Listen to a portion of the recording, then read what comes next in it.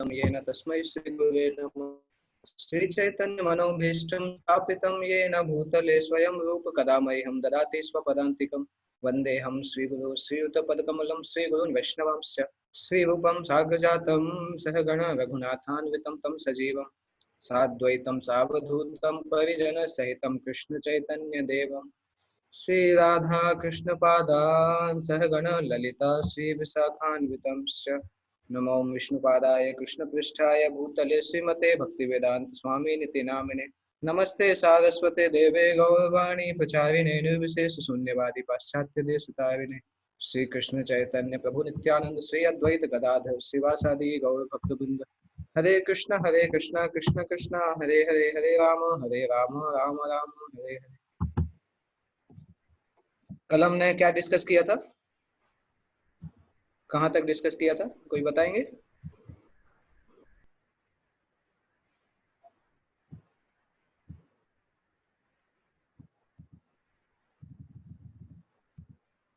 हमने स्टार्ट किया था actually dealings with different category of devotees. 3 प्रकार के भक्तों को डिस्क्राइब किया था हमने, उत्तम अधिकारी, मध्यम अधिकारी और कनिष्ठ अधिकारी। एक्ट ऑफ इंस्ट्रक्शन के कुछ श्लोकों से 5वें नंबर श्लोक से निकाल के हमने वो डिस्कस किया था। और कुछ एग्जांपल्स बताया था आपने। कौन कौन से एग्जांपल? आपने ऐसा कहा था कि जो शुद्ध जो उत्तम अधिकारी भक्त होते हैं, जैसे तो अधिकारी के कुछ कुछ गुण आपने बताए थे। हाँ, उत्तम अधिकारी के गुण बताए थे। हाँ, जैसे पहला कि वो दूसरों के निंदा से शून्य होते हैं, दूसरे हमेशा कृष्ण के चिंतन में लगे हुए होते हैं, तथा तीसरा हमेशा यही सोचते हैं कि किस प्रकार से जो कृष्ण भक्ति की जो मूवमेंट है इसको कैसे आगे बढ़ाया जाए। फिर आपने कि जिस प्रकार से शुद्ध भक्त भगवान का निरंतर चिंतन करता है, उसी प्रकार से जो भगवान वो अपने शुद्ध भक्तों का हमेशा चिंतन करते हैं, जिसमें आपने गांधी और हनुमान जी का एग्जांपल दिया था। फिर उसके बाद आपने भगवान आपने ये आगे बताया था कि भगवान जो भी अपने उनके भक्त हैं उनके किसी भी सेवा में कोई अंतर नहीं देखते हैं। जैसे आपने एग्जांपल देके बताया था कि राधा रानी अगर कुछ से कोई लक्ष्मी जी अगर कोई सेवा करते हैं और कृष्ण के जो गोप बालक है अगर वो कोई सेवा करते हैं, मतलब अगर किसी ने भगवान के लिए कुछ छोटी सेवा भी की और किसी ने भगवान के लिए कोई बहुत ज्यादा बड़ी सेवा भी की, तो भगवान दोनों को कभी अंतर में नहीं देखते हैं कि ये बड़ी सेवा की है या छोटी सेवा की है, दोनों को ही समान दृष्टि से और एक ही महत्व से देखते हैं उनको। अभी सेवम प्रभु कुछ पॉइंट्स बताएंगे। सेवम स्वाइन प्रभु। प्रभु जी, आपने कल वो नेक्टर ऑफ इंस्ट्रक्शन के 5th श्लोक में से बताया था पूरा कि 3 तरह के मतलब वो अधिकारी होते हैं, कनिष्ठ अधिकारी, मध्यम अधिकारी और उत्तम अधिकारी। तो उसमें डिवाइड किया गया, तो हमको किस तरह से उनका सम्मान करना चाहिए। जो कनिष्ठ होता है उसको मन से आदर करना चाहिए, और जो मध्यम अधिकारी होता है उसको मतलब ओबीसीएंसिस देने चाहिए, नमस्कार करना चाहिए, और जो उत्तम अधिकारी होता है उसका संग करना चाहिए और उसकी सेवा लेनी चाहिए। तो तीनों का बताया था कि कनिष्ठ अधिकारी कौन होता है, मध्यम अधिकारी कौन होता है और उत्तम अधिकारी कौन होता है। फिर कनिष्ठ अधिकारी जो मतलब भगवान का जप कर रहा है अभी, पर वो दूसरों को सम्मान नहीं दे रहा है, तो खाली वो जप कर रहा है, तो कनिष्ठ अधिकारी होता है, अभी वो अपराधों में होता है। और जो मध्यम अधिकारी होता है वो मतलब अपने गुरु की आज्ञा का अच्छे से पालन कर रहा होता है, तो वो अच्छे से फॉलो करने की ट्राई कर रहा है।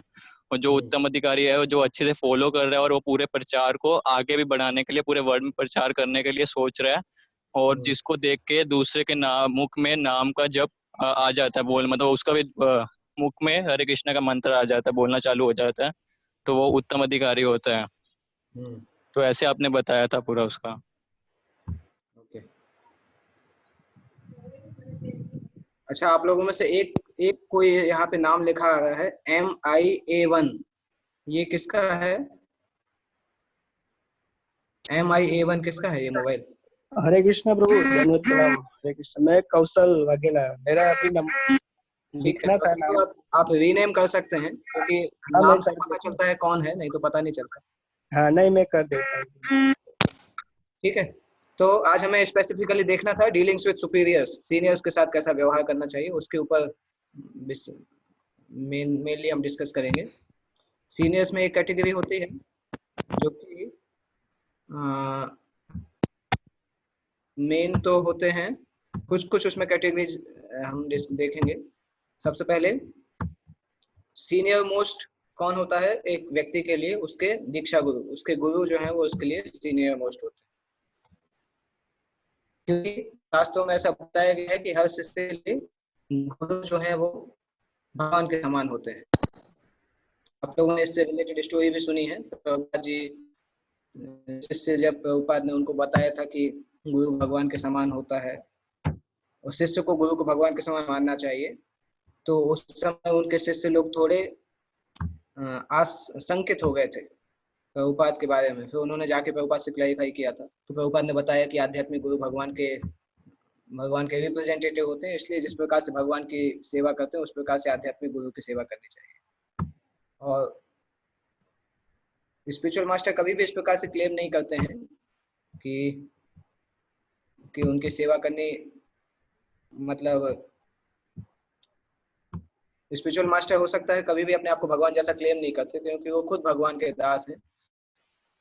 अगर स्पिरिचुअल मास्टर अपने आप को भगवान बोलते हैं तो वो डिस्क्वालीफाई होंगे, क्योंकि कोई भी आत्मा भगवान के बराबर नहीं हो सकती है। सारे भक्तों में, जितने भी भक्त हमारे जीवन में हैं, उन सभी भक्तों में परंतु स्पिरिचुअल मास्टर की पोजीशन हमारी लाइफ में सबसे यूनिक रहती है। एक भक्त सभी भक्तों को सम्मान करते हैं, परंतु तब भी स्पिरिचुअल मास्टर सबसे यूनिक स्थिति में रहते हैं उस भक्त के जीवन में। और स्पिरिचुअल मास्टर के अलावा भक्त बाकी जो एडवांस्ड वैष्णव हैं उनको भी आध्यात्मिक गुरु के ऑलमोस्ट उस लेवल पे सम्मान करते हैं, भगवान के रिप्रेजेंटेटिव के जैसे। और साथ साथ हमारे जो सीनियर गॉड ब्रदर्स हैं उनको भी हम सम्मान करते हैं, क्योंकि वो कभी ना कभी हमें भक्ति में मदद करते हैं और हमें इंस्पायर करते हैं आध्यात्मिक जीवन में प्रोग्रेस करने के लिए। हम जानते हैं ये एक बहुत बेसिक क्राइटेरिया है कि हम किसी ना किसी सीनियर की आवश्यकता फील करते हैं, जिसको देख के, जिसके एग्जाम्पल को देख के हम आगे भक्ति में आगे बढ़ते जाते हैं, जिसके व्यवहार को देख के और जिसकी भक्ति को देख के हमें इंस्पिरेशन मिलता है। तो उनको भी हम अपने शिक्षा गुरु के समान सम्मान करते हैं। तो गुरु के बाद नेक्स्ट कैटेगरी होती है सन्यासी की। संन्यास आश्रम जो है उनके लिए ऑब्वियसली सम्मान करना है, और विद इन संन्यास आश्रम के अंदर किस व्यक्ति ने पहले संन्यास ग्रहण किया उसके आधार पर उसको सम्मान दिया जाता है। सामान्यतः जिस भक्त ने पहले संन्यास आश्रम स्वीकार किया है उसको सीनियर बोला जाता है, और उसी आधार पे हमें सम्मान करना चाहिए। जैसे हमारे सामने कभी कुछ सन्यासी बैठे हैं, तो जिस आधार पे उस भक्त को संन्यास मिला है उस आधार पे हम उनको प्रणाम कर सकते हैं, चरण बंदन कर सकते हैं, दंडवत प्रणाम कर सकते हैं, आध्यात्मिक गुरु को प्रणाम करने की बात। और डिसाइपल्स कोर्स में हम ये भी सीखते हैं कि अगर आध्यात्मिक गुरु के साथ उनके गॉड ब्रदर बैठे हों तो हमें आध्यात्मिक गुरु को प्रणाम करना चाहिए, परंतु अगर गुरु आदेश देते हैं पहले गॉड ब्रदर के पास जाएं तो गॉड ब्रदर्स को प्रणाम पहले करना चाहिए।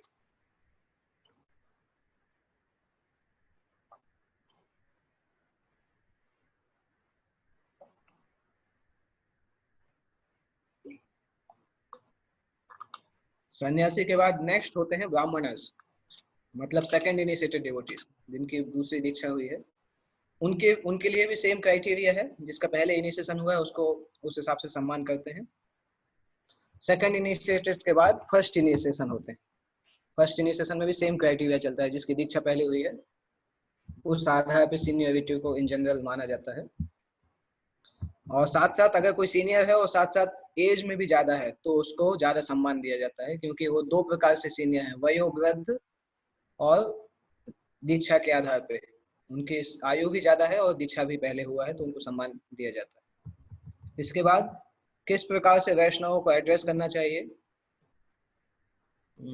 सामान्यतः गुरु को हिज डिवाइन ग्रेस बोला जा सकता था, परंतु इस्कॉन में ऐसा कस्टम है कि हम प्रभुपाद के अलावा किसी गुरु को हिज डिवाइन ग्रेस नहीं बोलते हैं। सभी को हिज होलीनेस बोला जाता है, जो कि एक सन्यासी के लिए टाइटल है।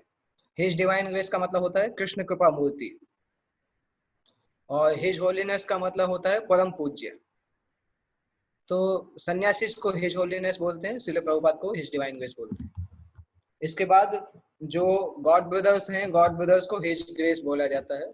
और ये कस्टम है कि दीक्षा के जिनका दीक्षा नहीं हुआ उनको हिज ग्रेस नहीं बोलते हैं, उनको भक्त बोलते हैं। आगे भक्त टाइटल लगाते हैं और दीक्षा के बाद उनको हिज ग्रेस लगाते हैं। हिज ग्रेस का अगर हिंदी में मीनिंग देखेंगे तो सिंपल मीनिंग है श्रीमान।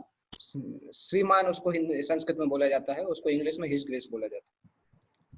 अभी आध्यात्मिक गुरु के साथ जब हम डील करते हैं तो सबसे पहले गुरु का सम्मान हमें श्रीमद् भगवद गीता में एक श्लोक है, जिस श्लोक में आध्यात्मिक गुरु के सम्मान के बारे में और आध्यात्मिक गुरु की स्थिति के बारे में बताया गया है। श्रीमद् भगवद गीता का एक श्लोक है। आप में से किसी को पता है वो श्लोक कौन सा है? श्रीमद् भगवद गीता का एक श्लोक जिसमें गुरु के बारे में बताया जाता है, गुरु के सम्मान के बारे में और गुरु की सेवा और गुरु की स्थिति के बारे में। 4.14 या 15, आई थिंक 4.14-15। क्या है श्लोक? 4th चैप्टर में कहीं पर आता है, आई थिंक 14th या 15th नंबर पे, या फिर 34th, तीन में से कोई एक। प्रभु जी तद विद्धि प्रतिपानेन प्रति प्रश्नेन सेवया, ये वाला क्या? One should approach a spiritual master. 4.34 तद्विद्धि प्रणिपातेन परिप्रश्नेन सेवया उपदेक्ष्यन्ति ते ज्ञानम ज्ञानिनस्तत्त्वदर्शिनः। श्रील प्रभुपाद के पास एक बार प्रभुपाद जर्मनी में जब लेक्चर कर रहे थे तो प्रभुपाद को एक व्यक्ति ने इस तरह से पूछा था चैलेंजिंग तरीके से, तो प्रभुपाद ने उनको इसी श्लोक के ऊपर सिखाया था। क्योंकि शायद एग्जैक्ट क्वेश्चन आंसर मुझे A to Z याद नहीं है, पर इस तरह से डिस्कशन हुआ था कि उस व्यक्ति ने बोला कि प्रभुपाद को उसने खड़े होकर बोला ऑडियंस में से कि क्या आपने भगवान को देखा है? आपने नहीं बोला, शायद तुमने बोला कि नहीं, एक्चुअली इंग्लिश में आप और तुम एक ही सेम होता है। उसने सिंपल पूछा कि हैव यू सीन गॉड, क्या आपने भगवान को देखा है? तो उसने सोचा था कि प्रभुपाद कुछ बोल नहीं पाएंगे और अचंभित हो जाएंगे, पर प्रभुपाद ने बोला हाँ देखा है। तो व्यक्ति थोड़ा शक पकड़ गया, क्योंकि उसको आज तक कभी ऐसा आंसर नहीं मिला था कि उसने किसी और लोगों से भी पूछा होगा कि क्या आपने भगवान को देखा है, परंतु किसी ने आंसर नहीं दिया होगा इस तरीके से। प्रभुपाद ने बोला हाँ देखा है, तो थोड़ा सा वो घबरा गया। फिर उसने पूछा कि ये भगवत गीता तुम जो बोल रहे हो ये तो अभी का लिखा हुआ है, तुम क्या गारंटी देते हो कि ये कब का लिखा है? तो प्रभुपाद ने पूछा अभी मैं तुमसे कुछ प्रश्न करना चाहता हूँ। तो बोलता नहीं मैंने पूछा, पहले मेरे प्रश्न का उत्तर दो, मैं तुम्हारे प्रश्न का उत्तर नहीं दूंगा। तो प्रभुपाद ने उसको डांट दिया। प्रभुपाद ने बोला मैं तुम्हारे पिता का नौकर नहीं हूँ कि तुम्हारे प्रश्नों का उत्तर दूंगा।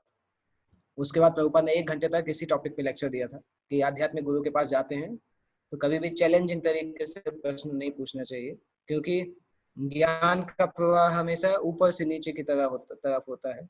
अगर हमारा एटीट्यूड ठीक नहीं है तो हम उस नॉलेज को स्वीकार करने के लायक नहीं है। इसलिए जब भी गुरु के पास जाते हैं तो अपने आप को विनम्र मानना चाहिए और उनकी सेवा करने के लिए तैयार होना चाहिए। आध्यात्मिक गुरु के पास जब भी जाते हैं तो मौका ढूंढना चाहिए कि कैसे सेवा करने का मौका मिलेगा। कोई भी उनसे रिलेटेड सेवा हो, अगर वो हमें मिलेगी तो हमें शुद्ध प्योरीफाई करेगी। इसलिए कोशिश करना चाहिए ज़्यादा से ज़्यादा सेवा करने का प्रयास करें, क्योंकि आध्यात्मिक गुरु को जो भी ऑफर किया जाता है वो वास्तविकता में भगवान स्वीकार करते हैं। और आध्यात्मिक गुरु जो हमें आदेश देते हैं, अगर उस आदेश को हम पूरा करते हैं तो हमारा जीवन सफल हो जाता है, जीवन की परफेक्शन प्राप्त हो जाता है। श्रील प्रभुपाद से उनके आध्यात्मिक गुरु ने 13 दिसंबर 1936 को एक लेटर लिखा था। उस लेटर में एक्चुअली प्रभुपाद ने उनको लेटर लिखा था कि प्रभुपाद ने बोला था कि गुरु महाराज मैं तो गृहस्थ आश्रम में हूँ तो आपकी सेवा नहीं कर पाता हूँ ज़्यादा। आपके तो सन्यासी और ब्रह्मचारी शिष्य जो हैं वो आपके साथ हमेशा रहते हैं, आपकी सेवा करते हैं, मैं आपकी सेवा नहीं कर पाता हूँ। तो आप कृपया मुझे आदेश दीजिए कि मैं आपकी सेवा किस प्रकार से कर सकता हूँ। तो उन्होंने एक लेटर लिखा था कि I am firmly convinced that if you can turn yourself as a good English preacher, then you will do good for yourself and you will do good for the whole world. इस तरीके से भक्ति सिद्धांत सरस्वती ठाकुर ने प्रभुपाद को आदेश दिया था, निर्देश दिया था कि अगर आप, मैं श्योर हूँ कि अगर आप अंग्रेजी भाषा में अच्छा प्रचार करेंगे तो आप अपने अपने आप को भी सफल करेंगे और संसार को भी बेनिफिट करेंगे। तो आध्यात्मिक गुरु के निर्देश को प्रभुपाद बाद में बताते हैं कि मेरे गुरु के ये निर्देश थे, इसके कारण ये निर्देश जो थे वे ये मेरे गाइडिंग लाइट के समान थे, जिस कारण से मैंने इस्कॉन संस्था की स्थापना की। और प्रभुपाद जी जब भगवत गीता को ट्रांसलेट कर रहे थे तो विश्वनाथ चक्रवर्ती ठाकुर ने एक श्लोक के ऊपर कमेंट्री की है। विश्वनाथ चक्रवर्ती ठाकुर हमारे प्रीवियस आचार्य हैं, उन्होंने एक श्लोक के ऊपर कमेंट्री की थी। उस कमेंट्री को पढ़ के प्रभुपाद को बहुत अच्छा लगा था। वो श्लोक दूसरे अध्याय में आता है और फेमस श्लोक है, आप लोगों में से कुछ लोग जानते भी होंगे उस श्लोक को। व्यवसायत्मिका बुद्धि श्लोक, ये किसी को याद है श्लोक पूरा? व्यवसायत्मिका बुद्धि किसी को याद नहीं? दिव्यराज प्रभु, व्यवसायत्मिका बुद्धि वाला श्लोक याद है? नहीं, मोबाइल में नहीं देखना है भाई, बोल, मोबाइल में नहीं देखना है। तो वो थोड़ा इंग्लिश में क्या होता है? व्यवसायत्मिका बुद्धि ये श्लोक है, दूसरे अध्याय में आता है। O son of Kunti, those who are on this path are resolute In purpose and their and their aim is one. Shivam Prabhu बताना चाहते हैं। शिवम सोइन प्रभु ने हाथ उठाया, बताइए। प्रभु जी, व्यवसायत्मिका बुद्धिर एक है कुरुनंदन बहुशाखा हिनंतस्य बुद्धियो व्यवसायिनम। हाँ, अच्छा है, व्यवसाय का श्लोक है ये, इसलिए आप लोग सूरत में बिजनेसमैन है, आप सभी को याद होना चाहिए श्लोक, व्यवसायियों का श्लोक है ये। इम्पोर्टेंट है एक्चुअली, व्यवसाय शब्द टेक्निकली बिजनेसमैन से ही लिया गया है। व्यवसाय आत्मिका बुद्धि, विश्वनाथ चक्रवर्ती ठाकुर ने इस श्लोक को बहुत डिटेल कमेंट्री लिखा है। तो इस श्लोक का टेक्निकल मीनिंग अगर देखें तो व्यवसाय आत्मिका जो भगवान बोलते हैं, व्यवसाय मतलब बिजनेस, और आत्मिका मतलब जिसका हृदय व्यवसाय में लगा हुआ है, उसकी तुलना करते हैं भगवान, व्यक्ति आध्यात्मिक व्यक्ति भक्तों से उसकी तुलना करते हैं विश्वनाथ चक्रवर्ती ठाकुर। जैसे किसी व्यक्ति का दिमाग अगर हमेशा बिजनेस में लगा हुआ है तो बिजनेस में सफलता प्राप्त कर लेता है। तो व्यवसायत्मिका बुद्धि एक है कुरुनंदना, जिन लोगों का इस प्रकार से व्यवसायत्मिका बुद्धि मतलब एक फिक्स्ड माइंडेड, उनका डिटर्मिनेशन फिक्स होता है, गोल फिक्स होता है, ऐसे लोग उनकी बुद्धि दृढ़ हो जाती है। व्यवसायत्मिका बुद्धि के बारे में रूप गोस्वामी भी एक श्लोक लिखते हैं। रूप गोस्वामी ने एक पुस्तक लिखी है, उसमें वो श्लोक लिखते हैं, विचार्यानि विचिन्त्यानि पुनः पुनः कृपणस्य धनानीव त्वन्नामानि भवन्ति न। उसमें बताते हैं जिस प्रकार से जब कोई व्यक्ति बिजनेसमैन जब पैसे को गिनता है तो सबसे ज्यादा अटेंटिव होता है, चाहे कितने भी नोटों की गड्डी हो, उसके हाथ से एक नोट भी नहीं फिसलता है, सारे नोट उसको काउंट करता है ध्यान से कि एक भी नोट नहीं फिसलना चाहिए। इसी तरीके से भगवान मुझे आशीर्वाद दीजिए, जब मैं आपका नाम लूं तो मैं उतने ही ध्यान से आपका नाम ले सकूं जितना बिजनेसमैन नोट गिनते समय अटेंटिव होता है, उतने अटेंटिव तरीके से मैं आपका नाम ले सकूं। तो व्यवसायत्मिका बुद्धि एक है कुरुनंदन, जिन लोगों की बुद्धि इस प्रकार से फिक्स होती है वो एक्चुअली उनका डिटर्मिनेशन, बुद्धि गोल फिक्स होने के कारण डिटर्मिनेशन फिक्स हो जाता है। परंतु बहुशाखा ही अनंतस्य, जिनके जिंदगी में बहुत सारे गोल होते हैं, बुद्धयो अव्यवसायी नाम, वो कभी भी कोई गोल को प्राप्त नहीं कर पाते। तो प्रभुपाद ने इसका कमेंट्री पढ़ा था। इसकी कमेंट्री में विश्वनाथ चक्रवर्ती ठाकुर लिखते हैं कि एक शिष्य के लिए उसके गुरु का निर्देश जो है वो उसके जीवन का एकमात्र लक्ष्य होता है। वो शिष्य चाहे स्वर्ग में जाए, चाहे नरक में जाए, चाहे उस भौतिक संसार में रहे, चाहे अलग आध्यात्मिक संसार में जाए, इससे उस शिष्य को कोई फर्क नहीं पड़ता।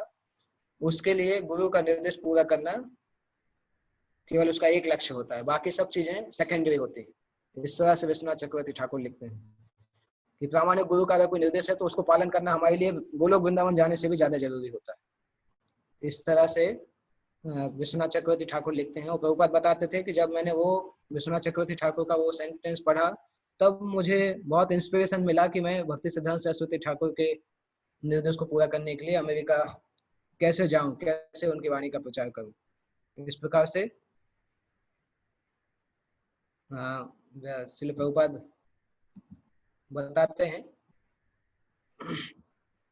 श्रील प्रभुपाद ने अपने शिष्यों को अलग अलग समय पे अलग अलग इंस्ट्रक्शंस दिए, जैसे कि गुरु की उपस्थिति में शिष्य को शिष्य नहीं बनाना चाहिए।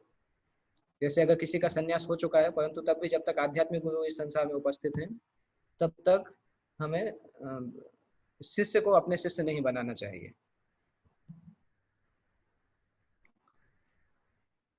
हमें केवल आध्यात्मिक गुरु के निर्देशों को पालन करना चाहिए, बिना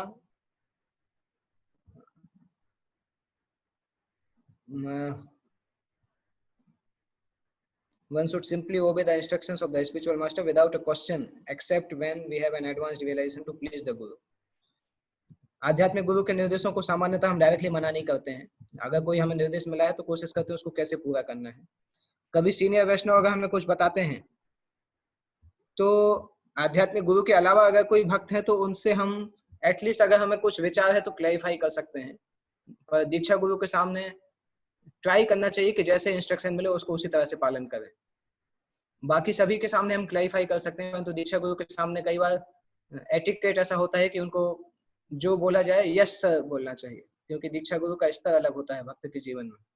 और साथ साथ दीक्षा गुरु अगर कुछ बोलते हैं तो उसको एज इट इज पालन करने की कोशिश भी करना चाहिए, क्योंकि उसकी शक्ति भी वो प्रदान करते हैं। तो जब आध्यात्मिक गुरु और शिष्य का बहुत इंटीमेट संबंध होता है तब कई बार हम गुरु के निर्देशों को क्लैरिफाई करते हैं, या गुरु के हृदय को जान के हम उनके हृदय में जो चीज अच्छी लगती है उसके आधार पर कार्य करते हैं। जैसे चैतन्य महाप्रभु ने नित्यानंद प्रभु से बोला था कि आप बंगाल चले जाइए और बंगाल में ही रहिएगा, जगन्नाथपुरी मत आइएगा। हर साल जगन्नाथपुरी आते थे बंगाल से भक्त लोग और नित्यानंद प्रभु आते थे साथ में। तो चैतन्य महाप्रभु ने एक बार उनसे बोला कि आप हर साल मत आइए, आप बंगाल में ही रहिए, वहीं पर प्रचार करिए, ये मेरी इच्छा है। पर नित्यानंद प्रभु अगले साल फिर से आ गए। तो चैतन्य महाप्रभु ने जब उनसे पूछा आप क्यों आ गए, तो नित्यानंद प्रभु ने बताया आपका एसोसिएशन लेने के लिए, इस तरह से। तो चैतन्य महाप्रभु भी मुस्कुराने लगे। तो इन दोनों के बीच का संबंध इतना है कि नित्यानंद प्रभु को पता है कि चैतन्य महाप्रभु को क्या अच्छा लगे, इसलिए वो कई बार निर्देशों को उस तरह से कर सकते हैं गुरु के हृदय को समझ के। जब तक अगर हमें लगता है कि हम गुरु के हृदय को नहीं समझ पा रहे हैं तो जो हमसे बोला जा रहा है वो करना बहुत जरूरी है। नित्यानंद प्रभु जैसे इस प्रकार से कार्य करने से हम फंस सकते हैं। जैसे राधे श्याम प्रभु कई बार स्टोरी सुनाते हैं कि आप लोगों ने सुनी भी होगी, मैं कई बार उसको कोट करता हूँ। एक बार गर्मी के समय में कोई भक्त आए थे किसी मंदिर में, तो भक्त ने दवाई के लिए गर्म पानी मांगा। वो कोई मेडिसिन लेते थे गर्म पानी के साथ। तो ये भक्त ने अपना दिमाग लगाया कि इतनी गर्मी में गर्म पानी देंगे तो अच्छा नहीं होगा उनके हेल्थ के लिए, तो ठंडा छाछ लेके आ गए। और वो भक्त कुछ काम कर रहे थे, उनको पता नहीं चला, उन्होंने दवाई लिया और पीना चालू किया। जैसे ही छाछ मुंह में गया तो उन्होंने थूक दिया। उन्होंने बोला तुमसे किसने बोला था ये लाने के लिए? तो उन्होंने बोला प्रभु जी मैंने सोचा कि अभी तो इतनी गर्मी है, आप गर्म कैसे पियेंगे, इसलिए मैंने ठंडी चीज दे दी। तो उन्होंने बोला जब जो मैं बोलूं वो ही मुझे दो। तो इसलिए गुरु का हृदय जानने से पहले आवश्यक है कि वो जो हमसे बताते हैं उसको पालन करें। जब वो हम पालन करते हैं लंबे समय तक, तब हमें पता चलता है कि उनके हृदय में क्या है। इसलिए कई भक्तों के लिए निर्देश रहता है कि जो बोला सो करो, जो बोला जाए वो करना चाहिए, उसके आगे दिमाग नहीं लगाना चाहिए कि वास्तविकता में उनके मन में क्या था और वो क्या बोलना चाहते थे। एक्चुअल में उन्होंने नहीं बोला, ऐसा दूसरा बोला, इस तरीके से मेंटल स्पेकुलेशन नहीं करना चाहिए। प्रभुपाद के एक शिष्य इस तरह से किए थे। वो 64 माला करते थे तो उनके लोगों ने मना किया। हर दिन 64 माला करते थे वो, और कुटिया बना के रहते थे। तो उनके गॉड ब्रदर्स ने मना किया कि प्रभुपाद ने बोला है नहीं करने के लिए। तो उन्होंने बोला एक्चुअली प्रभुपाद तो चाहते हैं कि मैं करूं, क्योंकि मैं तो बहुत एडवांस हूं, परंतु आप लोग मेरे साथ में हो, तो जब आप लोग साथ में हो आप लोग इतने एडवांस नहीं, इसलिए प्रभुपाद आप लोगों के सामने कुछ बोल नहीं पाते। परंतु मैं तो जानता हूँ प्रभुपाद का हृदय, प्रभुपाद चाहते हैं कि मैं 64 माला करूं। तो इस प्रकार से वो प्रभुपाद की वाणी को स्पेकुलेट कर रहे थे। बाद में उनका पतन हो गया, उन्होंने भक्ति को भी छोड़ दिया। तो इसलिए गुरु के हृदय को जानना इतना आसान नहीं है, उसके लिए बहुत साल तक उनकी वाणी को पहले पालन करना पड़ता है, तब हम समझ पाते हैं कि उनके हृदय में क्या है। तो चैतन्य महाप्रभु नित्यानंद प्रभु का संबंध इस प्रकार से है, दोनों बहुत इंटीमेट है। इसी तरह से एक और स्टोरी है रामानुजाचार्य के जीवन की। रामानुजाचार्य को एक उनके गुरु हैं गोष्ठीपूर्ण से भगवान का मंत्र स्वीकार करने के लिए रामानुजाचार्य 18 बार पैदल गए, 350 किलोमीटर आना जाना 18 बार गए। 17 बार उन्होंने रिजेक्ट कर दिया मंत्र देने से, 18वीं बार उनको मंत्र मिला। हम सोच सकते हैं कितना कठिन था पहले के समय में मंत्र प्राप्त करना। वो एक गुरु से मंत्र प्राप्त करने के लिए 300 किलोमीटर आते जाते थे और पैदल, वह ऐसे 18 बार गए वो, तब उनको मंत्र मिला। अगर हमसे अभी बोला जाए कि आप सूरत से बड़ौदा 18 बार आइए तब आपको हरे कृष्णा मंत्र मिलेगा, तो हम आना बंद कर देंगे, बोलेंगे हमें नहीं चाहिए ऐसा कोई मंत्र। पर पहले लोगों के अंदर इतना डेस्पिरेशन था, आध्यात्मिक डेस्पिरेशन था, इसलिए चैतन्य महाप्रभु ने मंत्र के लिए और कुछ चीज रखा नहीं। मंत्र के लिए उन्होंने बोला कि आप मंत्र करना चालू कर दीजिए। हरे कृष्ण महामंत्र इतना आसान बनाया। पहले के समय में गुरु से मंत्र स्वीकार करने के लिए बहुत मेहनत होती थी। तो एक बार रामानुजाचार्य गोष्ठीपूर्ण के पास गए ओम नमो नारायणाय मंत्र स्वीकार करने के लिए। गोष्ठीपूर्ण जी ने उनको 18वीं बार में ये मंत्र दिया और फिर बोला कि आप किसी को बताना मत, ये मंत्र ऐसा है कि किसी को नहीं बताना चाहिए। पर रामानुजाचार्य वहां पे गए और एक बहुत ऊंची बिल्डिंग के ऊपर जाके खड़े होके चिल्लाने लगे, जोर जोर से वो मंत्र जोर जोर से चिल्लाने लगे। तो जब उनके गुरु के पास ऐसी बात पहुंची कि रामानुजाचार्य को आपने मंत्र दिया, वो तो जाके ओपनली सबको बता रहे हैं, तो गोष्ठीपूर्ण बहुत नाराज हुए और वहां पे आए वो रामानुजाचार्य को देखने के लिए कि रामानुजाचार्य ऊपर खड़े थे। और गोष्ठीपूर्ण ने आके बोल कि रामानुज, तुमने मुझसे इस प्रकार से प्रॉमिस किया था कि किसी को नहीं बताना है, तुमने ये मंत्र लोगों को बताया, अभी इसका फल होगा कि तुम्हारे ऊपर बहुत पाप लगेगा और तुम्हें नरक में जाना पड़ेगा, क्योंकि तुमने अपने गुरु का निर्देश नहीं माना है। तो रामानुजाचार्य ने क्या उत्तर दिया? रामानुजाचार्य ने बोला कि मैं एक्चुअली नरक जाने के लिए तैयार हूँ, परंतु ये मंत्र आपने बताया कि ये संसार का बेनिफिट करने वाला मंत्र है, इस मंत्र से पूरे संसार का बेनिफिट हो सकता है। तो इस मंत्र को मैं अगर जोर जोर से बोलता हूँ और जो लोग इसको सुनेंगे वो करेंगे तो वो भगवत धाम चले जाएंगे, वैकुंठ चले जाएंगे। तो इतने सारे लोग अगर वैकुंठ जाएंगे तो मुझे नरक जाने में कोई समस्या नहीं, मैं नरक जाने में तैयार हूँ। कम से कम ये मंत्र लोगों के पास पहुंच जाएगा तो इस मंत्र को जप करके वो लोग वैकुंठ चले जाएंगे। तो ये उत्तर सुन के गोष्ठीपूर्ण इतने प्रसन्न हुए कि उन्होंने रामानुजाचार्य को गले से लगा दिया और उन्होंने बोला कि वास्तविकता में आप ही ऐसे हैं जिन्होंने मेरे हृदय को अंदर से समझा है कि मेरी इच्छा क्या है, वास्तविक इच्छा क्या है। तो एक बार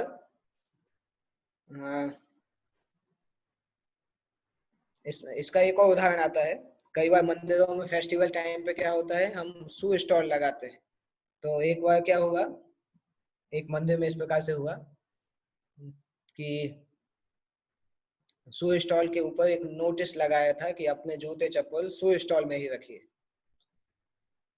तो वहां पे एक व्यक्ति था, उसका इतना दिमाग नहीं चलता था, मतलब पता नहीं उसका क्या दिमाग था, किस प्रकार से सोचता था। तो एक फैमिली आती है, एक बड़े लाइफ मेंबर आते हैं, वो अपनी फैमिली को लेके आते हैं, पर वो अपने जूते चप्पल गाड़ी में उतार देते हैं, कार में उतार के मंदिर के अंदर आने वाले रहते हैं। उनको लगता है कार में उतारना ज्यादा सेफ है। तो ये भक्त वहां पे मिल जाते हैं गेट पे, ये भक्त उनको रोक लेते हैं और रोक के क्या बोलते हैं, आपके जूते चप्पल कहाँ हैं? तो बोलते हैं कार में रखे हैं। तो उन्होंने बोला नहीं, जूते चप्पल कार में नहीं रह सकते, आपको आके स्टॉल पे रखना पड़ेगा। उन्होंने बोला नहीं, कार में तो चलेगा। तो बोलते नहीं, यहाँ देखो नोटिस लगा हुआ है, आपको जूते चप्पल कार से लेके आना है और स्टॉल पे रखना है।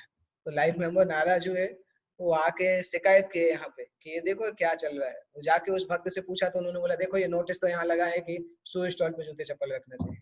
तो जो मंदिर के जो दूसरे भक्त थे उन्होंने समझाया कि कोई नियम है, नियम किस लिए बनाया गया वो समझा करो पहले, केवल इस नियम को पालन करने के लिए नहीं भागते रहा करो। तो इस प्रकार से गोष्ठीपूर्ण जो थे वो रामानुजाचार्य से इतने प्रसन्न हुए, उन्होंने बोला कि तुम्हें वास्तविकता में ये पता है कि मेरे हृदय में क्या है और किस भक्ति के नियम, ये सारे नियम किस लिए हैं। तो वो बहुत प्रसन्न हुए। इस तरह से हमें गुरु के हृदय को समझने का प्रयास करना चाहिए। जब तक हम नित्यानंद या रामानुजाचार्य के स्तर पे नहीं हैं और जब तक हम श्योर नहीं है कि हम अपने मन से स्पेकुलेट करके गुरु को प्रसन्न करेंगे, तब तक हमें स्पेकुलेट नहीं किए बिना आध्यात्मिक गुरु का जो सीधा आदेश है उसको पालन करना चाहिए। इसके पहले हम ये डिस्कस कर चुके हैं कि आध्यात्मिक गुरु की फोटो और उनका नाम उनसे अभिन्न होता है, उनको हमें सम्मान करना चाहिए और उसी स्पिरिट में स्वीकार करना चाहिए।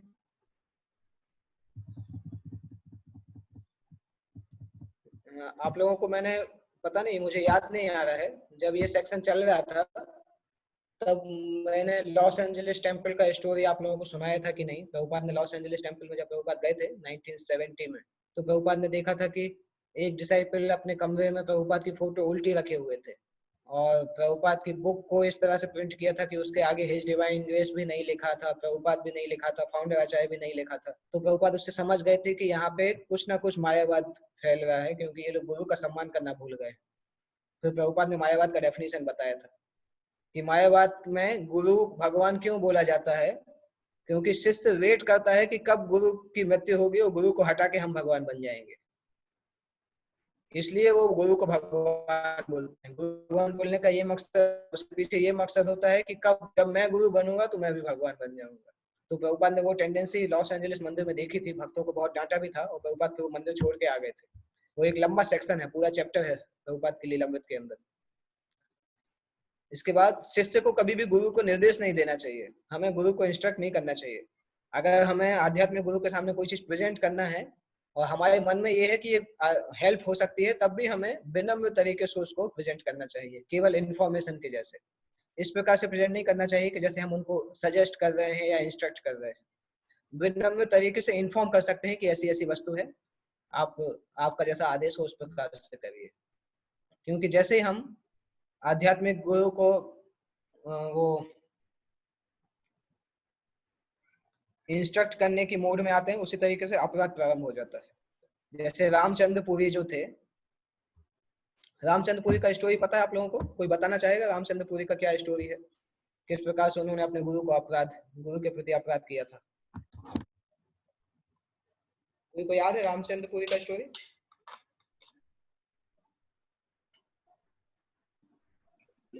जी बताइए। माधेंद्रपुरी जब ये संसार छोड़ने वाले थे तब उनके शरीर में अष्टसाध्य विकार उत्पन्न हो रहे थे। रामचंद्रपुरी उनके पर्सनल सर्वेंट थे, तो वो सब देख के वो समझ नहीं पाए कि उनके जो गुरु है वो आध्यात्मिक मतलब सबसे सर्वोच्च अवस्था में आध्यात्मिक जीवन की। तो वो उनको ऐसा बोलते हैं कि भगवान का आप नाम क्यों पुकार रहे थे, हे गोपाल हे गोविंद करके। वो तो इम्पर्सनल फॉर्म के बारे में उनको बताते हैं कि भगवान तो ब्रह्मज्योति के स्वरूप में हर जगह है, तो आप उनको ऐसे विरह में क्यों याद कर रहे हो। तो माधेंद्रपुरी उनको फिर श्राप देते हैं कि मतलब श्राप इन द सेंस सब बोलते हैं कि because you are seeing fault in your spiritual master, so तुम्हारा पतन हो जाएगा इस करके। और उसके बाद क्योंकि वो अपने गुरु के अंदर दोष देखते हैं, तो उनका टेंडेंसी बन जाता है सभी वैष्णव के अंदर दोष देखने का। तो वो सन्यासी और सभी जो चैतन्य महाप्रभु के पार्षद थे उनको बुलाते थे घर पे और प्रसाद खिला के उनको बोलते थे कि देखो ये सन्यासी कितना खा रहे है, कितना मतलब भोग विलास में लगा हुआ है इस तरीके से। क्योंकि उन्होंने अपने गुरु का आदेश का पालन नहीं किया था, इसलिए उनको उनके अंदर जो टेंडेंसी था फॉल्ट फाइंडिंग का वो डेवलप हो गया। अब बाद में ईश्वरपुरी ने उनकी सेवा की थी, माधेंद्रपुरी। अच्छा, रामचंद्रपुरी ने एक्चुअली माधेंद्रपुरी से बोला था क्या आप छोटे बच्चों के जैसे भावुक बन के रो रहे हो, आप इस तरह से रो के क्यों कृष्ण को बुला रहे हो, कृष्ण तो सब जगह है, ब्रह्म के रूप में उनका ध्यान करो। इस प्रकार से उन्होंने अपने गुरु को समझा दिया था। तो माधवेंद्रपुरी बहुत नाराज हो गए थे, उन्होंने बोला था मैं तुम्हें रिजेक्ट करता हूँ। इस तरह से उन्होंने बोला कि अगर तुम मेरे पास से भाग जाओ, अगर मैं तुम्हें देख के शरीर त्याग करूंगा तो मेरी पता नहीं कौन सी गति होगी। तो वो अपने गुरु को ही इंस्ट्रक्ट कर रहे थे। इसलिए हमें आध्यात्मिक गुरु के साथ कभी भी आर्ग्यूमेंट नहीं करना चाहिए। श्रील प्रभुपाद के पास ऐसे बहुत सारे शिष्य थे जो प्रभुपाद से आर्ग्यूमेंट करते थे। प्रभुपाद एक जगह बोलते भी हैं कि वेस्टर्न लोगों में आर्ग्यूमेंट करने की बहुत आदत होती है, क्योंकि हमेशा इंडिपेंडेंट रहते हैं, इन लोगों को कभी डिपेंडेंस नहीं सीख पाते हैं। इसलिए प्रभुपाद जैसे प्रभुपाद एक बार बीटीजी मैगजीन प्रिंट हुई थी, तो बीटीजी मैगजीन में कुछ गलत अलग अलग पब्लिसिटी के लिए कुछ एडवर्टाइजमेंट डाले गए थे। तो कुछ एडवर्टाइजमेंट गलत कंपनियों के थे। तो प्रभुपाद ने जब बीटीजी एडिटर से पूछा तो बीटीजी एडिटर प्रभुपाद को समझाने लगे कि प्रभुपाद ये तो अच्छा है, हमें सेल होगी बीटीजी की। वो प्रभुपाद ने बोला कि आपको समझ में नहीं आता कि आप अपने गुरु से बात कर रहे हैं कि साथ वाले से बात कर रहे हो। इस तरह से प्रभुपाद ने उनको डांटा। जब मैंने मना किया कि बीटीजी में एडवर्टाइजमेंट मत डालो तो क्यों डाला आपने? बाद में वो प्रभु जी जो थे वो संस्था छोड़ के चले गए प्रभुपाद इस प्रकार का एटीट्यूड होने के कारण। क्योंकि जब भी हमें लगता है कि हम इतने ज्यादा नॉलेजेबल हैं कि हम आध्यात्मिक गुरु को भी बहुत सारी चीजें सिखा सकते हैं, दैट मीन्स वो घमंड का लक्षण होता है। वैसी स्थिति में हम ज्यादा दिन तक टिक नहीं पाते हैं अपने घमंड के कारण। तो प्रभुपाद बता रहे हैं कि चूंकि हम भ्रमित अवस्था में हैं, हम गलत डायरेक्शन में हैं, इसलिए हमें गुरु को पालन करना चाहिए। मैं कैसे वास्तविक गुरु को पता करूंगा, कैसे वास्तविक गुरु को सिलेक्ट करूंगा? ये बहुत कठिन नहीं है, आप भगवत गीता को पढ़िए, आप समझ जाएंगे। जैसे अर्जुन जो थे, जब वो समस्या में थे तो उन्होंने कृष्ण को स्वीकार किया गुरु के जैसे। उन्होंने बोला कि अभी मैं आपका शिष्य हूँ। पहले वो लोग शिष्य और पहले वो लोग मित्र के समान बात करते थे, परंतु बाद में वो अर्जुन ने उनका शिष्यत्व स्वीकार किया। तो जैसे ही कोई व्यक्ति शिष्य बनता है, शिष्य का मतलब होता है रेगुलेशन। शिष्य शब्द जो है अनुशासन से आता है, डिसिप्लिन से। तो शिष्य का मतलब है रेगुलेशन। कोई व्यक्ति अपने गुरु के आदेशों को डिसोबे नहीं कर सकता है, तभी वो शिष्य कहलाता है। अगर वो आर्ग्यूमेंट करता है तो वो शिष्य नहीं है। इसलिए अर्जुन बोलते हैं मैं आपको समर्पण करता हूँ, मैं आपका शिष्य बनता हूँ, अभी मैं आर्ग्यूमेंट नहीं करूंगा। गुरु मुख पद्म वाक्य चित्ते ते करी ऐक्य आर न करे हो मने आशा। ये तपस्या है, जीवन की तपस्या है कि मैं वही कार्य करूंगा, वही आशा करूंगा जो कि आध्यात्मिक गुरु का आदेश है। उसके अलावा मैं और कुछ अपने मन से नहीं करूंगा। अगर हमारा मन इस प्रकार से ट्रेन हो जाता है कि हम आध्यात्मिक गुरु के निर्देशों को इस तरह से मानते हैं, दैट मीन्स हम आध्यात्मिक जीवन में बहुत सेफ है, कभी भी हमारा पतन नहीं होगा और हम शुद्धता को प्राप्त करेंगे। और जैसे हम शुद्धता को प्राप्त करेंगे तो हम समझ जाएंगे कि कौन भगवान है, उनसे हमारा क्या संबंध है और हमारी क्या एक्टिविटी है।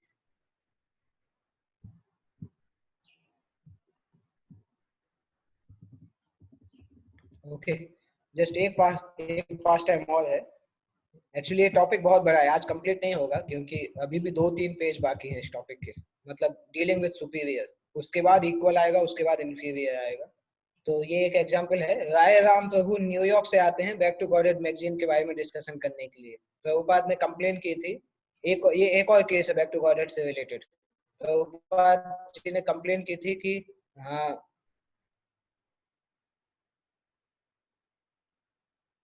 पिछले महीने की जो बैक टू गॉडेड मैगजीन में कुछ एडवर्टाइजमेंट डाले थे मैगजीन में जो प्रभुपाद को पसंद नहीं आए थे। तो राय राम प्रभु प्रभुपाद के साथ उनके रूम में जाके बैठते हैं, प्रभुपाद उनको डांटते हैं और राय राम प्रभु आर्गुमेंट करना चालू करते हैं कि क्यों डांट रहे, वो अपना ऑब्जेक्शन करते हैं।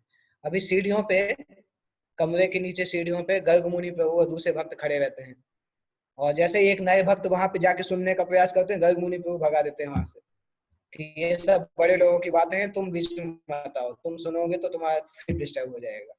और फिर प्रभुपाद राय राम प्रभु को बोलते हैं कि अगर तुम अपने गुरु के साथ आर्गुमेंट करना चाहते हो तो फिर मैं तुम्हारी मदद कैसे कर सकता हूँ, फिर तुम्हारी जो इच्छा हो वो करो। इस प्रकार से प्रभुपाद बोल के उनको डांटना प्रारंभ करते हैं। श्रील रूप गोस्वामी बताते हैं भक्ति रसामृत सिंधु में कि आध्यात्मिक गुरु का सेल्फ स्वीकार करना जीवन का परम लक्ष्य है। तो हम अपने गुरु के सामने अपने व्यू पॉइंट बता सकते हैं, ऐसा नहीं कि हम कुछ भी नहीं बोल सकते हैं। अपना व्यू पॉइंट हम प्रेजेंट कर सकते हैं विनम्र तरीके से, परंतु हमारा व्यू पॉइंट बताने के बाद भी अगर गुरु की इच्छा वही है तो गुरु की इच्छा के लिए हमें सरेंडर करना होगा, क्योंकि आध्यात्मिक गुरु की इच्छा शिष्य कृष्ण की इच्छा के समान है और शिष्य को हमेशा इस प्रकार से गुरु को स्वीकार करना चाहिए। तो राय राम प्रभु का जो प्रभुपाद के लिए एटीट्यूड था, वो वास्तविकता में उनके अंदर जो अनर्थ था, लस्ट या डाउट उनके अंदर जो थे, जो उनके आध्यात्मिक जीवन को विनाश कर रहे थे, उस एटीट्यूड का जो लक्षण वो था वो प्रभुपाद के साथ उनकी डीलिंग्स में दिखा। और प्रभुपाद के साथ इस प्रकार से कन्वर्सेशन होने के बाद राय राम प्रभु ने भक्तों का संग छोड़ दिया और अपने पुराने हिप्पी पापमय जीवन में चले गए। किसी को कोई प्रश्न पूछना है इसके आगे? आज के टॉपिक से रिलेटेड अगर कोई क्वेश्चन पूछना है तो पूछ सकते हैं। प्रभु जी मेरा एक क्वेश्चन है। हाँ, यस प्रभु। प्रभु मेरे को कई बार ये डर लगता है कि मैं अगर मान लीजिए मैं गुरु महाराज के पास जाता हूँ और वो कुछ मुझे ऐसा इंस्ट्रक्शन दे देते हैं जो मुझे लगता है मैं नहीं कर पाऊंगा, ऑल्दो वो मुझे शक्ति भी देंगे इंस्ट्रक्शन के साथ, तो मैं काफी बार कतराता हूँ कि मैं अभी थोड़ा बाद में ही जाऊंगा, कहीं मुझे ऐसा बोल दिया कि जो मैं अभी नहीं कर पाऊंगा और मैं करना भी नहीं चाहता तो मैं फंस जाऊंगा। प्रभु जी तो इस चीज को कैसे टैकल करें?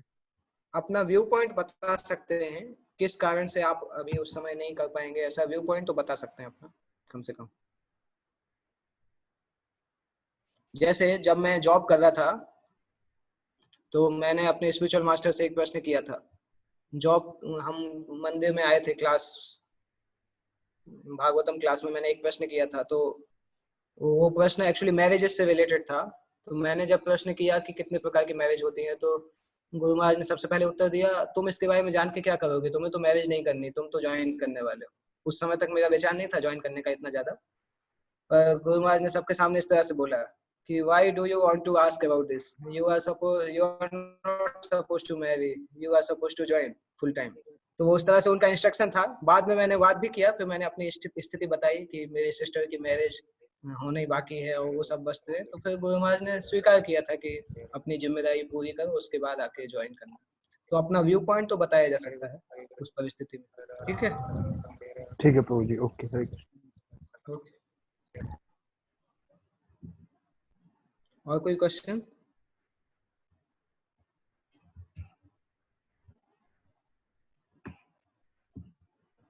ओके, जस्ट एक लास्ट कॉन्सेप्ट हम डिस्कस करेंगे। इसमें है कि अपने आध्यात्मिक गुरु के सामने हमें अपने क्वालिफिकेशंस नहीं बताना चाहिए। जैसे भक्ति सिद्धांत सरस्वती ठाकुर बहुत क्वालिफाइड थे, बहुत बड़े विद्वान थे, उनको सिद्धांत सरस्वती की डिग्री मिली थी क्योंकि उन्होंने जो नॉर्मली हमारी जो एस्ट्रोलॉजी कैलकुलेशन होता है वो चंद्रमा के आधार पर होता है, उन्होंने सूर्य के आधार पर पूरा एस्ट्रोलॉजिकल कैलकुलेशन डेवलप किया था। सूर्य सिद्धांत के नाम से उन्होंने ग्रंथ लिखा था। तो बहुत बड़े विद्वान थे उस समय के, परंतु कभी भी उन्होंने अपनी विद्वता को अपने गुरु के सामने प्रकट नहीं किया, गौर किशोरदास बाबा जी के सामने। इवन चैतन्य महाप्रभु ने अपने गुरु के सामने बोला था कि मैं तो सबसे बड़ा मूर्ख हूँ, गुरु मोहे मूर्ख देखी कबीला शासन, इस प्रकार से बोला था कि मैं सबसे बड़ा मूर्ख हूँ। तो आध्यात्मिक गुरु के सामने जब हम जाते हैं तब हमें अपनी मटेरियल क्वालिफिकेशन ये सब वस्तुएं भूल के जाना चाहिए, केवल एक सेवक के जैसे उनके सामने जाना चाहिए। वो अपनी मटेरियल क्वालिफिकेशन को प्रेजेंट भी नहीं करना चाहिए आध्यात्मिक गुरु के सामने। ओके, इसके बाद कल डिस्कस करेंगे इसके आगे। कुछ और भी एग्जाम्पल्स हैं, सनातन गोस्वामी के एग्जाम्पल हैं, और भी एग्जाम्पल्स। हरे कृष्ण प्रभु जी। यस प्रभु। तो बलराम प्रभु का प्रश्न है कि गुरु हमको क्यों डांटते हैं? मम्मी पापा क्यों डांटते हैं उनसे पूछिए। हाँ, जब मतलब गुरु हमें क्यों डांटते हैं? नहीं, उनसे पूछिए कि मदर फादर क्यों डांटते हैं जब हम छोटे होते हैं। तो घर में मम्मी पापा डांटते हैं, माता पिता हमें क्यों डांटते हैं जब हम छोटे होते हैं? क्या बोल रहे हैं?